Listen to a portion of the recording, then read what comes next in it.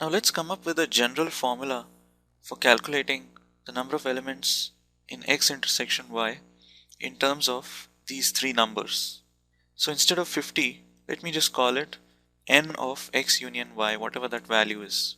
The number of elements in R1 and R2 together would just be the number of elements in the set X, and the number of elements in R2 and R3 together would be the number of elements in the set Y.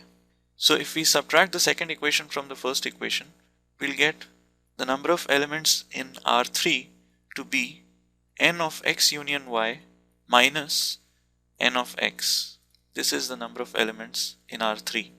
And then we can use the third equation to calculate what the number of elements in X intersection Y is, because that's just the value of this variable.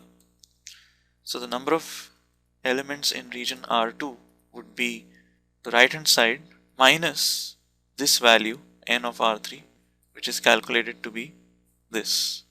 So number of elements in X union Y minus the number of elements in X.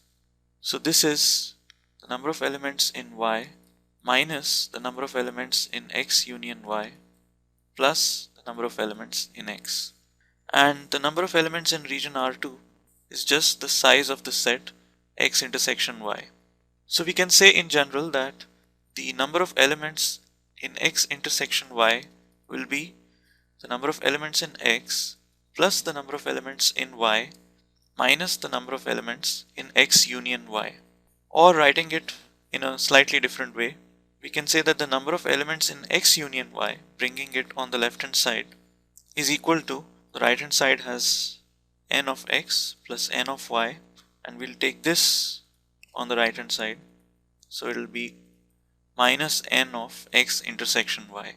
So if you examine this equation, it makes complete intuitive sense as well. If we want to count how many elements are there in these two sets together, we have to take the number of elements in the set X, add the number of elements in the set Y to it, but we have to subtract out the number of elements in the region of overlap, because these elements would have been counted twice when we added n of X and n of Y. So in order to address the fact that they have been double counted, we have to subtract them out once. And when we subtract them out once, we are essentially subtracting the number of elements in X intersection Y, which is the region of overlap. So we can say that the number of elements in X union Y will be the sum of the number of elements in the two sets individually minus the number of elements in the region where they overlap. And this is to resolve the double counting.